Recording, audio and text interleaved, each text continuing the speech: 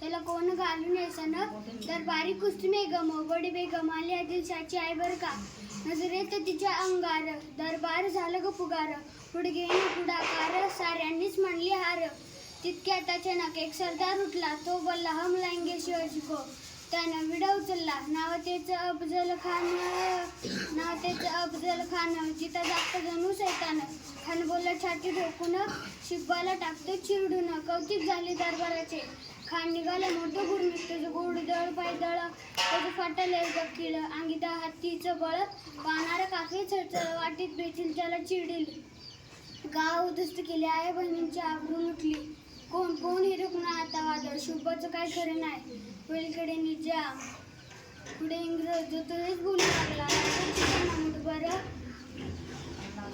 खानाला कसा ठोकणार काय लढवावा उन्नेर चिंतेत पंत सरदार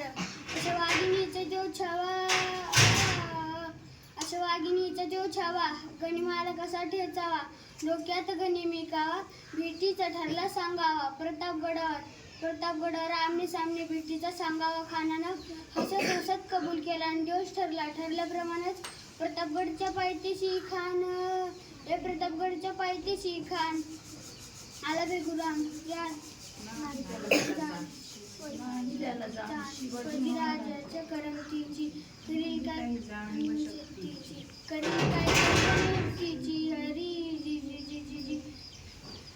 महाराजांनी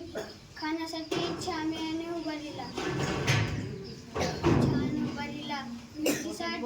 उभारीला खान ठेवले तो नक्षीदार शाम्यानाला खान डवले तर डुलेट आला सयबंड त्यांच्या संगतीला शुभाची संगती मला खान राजाला पाहून म्हणतो कसा आओ शिवा आओ हमारे गले लग जाओ खाना हाक मारितो हसरी रोखून नजर गैरी जिरजी खान राजाला पाहून म्हणतो कसा आओ शिवाजी आओ हमारे गले लग जाओ खानाने राजाला आलिंगन दिला आणि दगा केला खानचा अभिमान मानेला कट्टेरीचा वार त्याने केला खरं बाज झाला चिखत होता अंगाला खानाचा आवाज मुका गेला खान येड पडला तितक्यात अचानक महाराजांनी पोटामध्ये बीच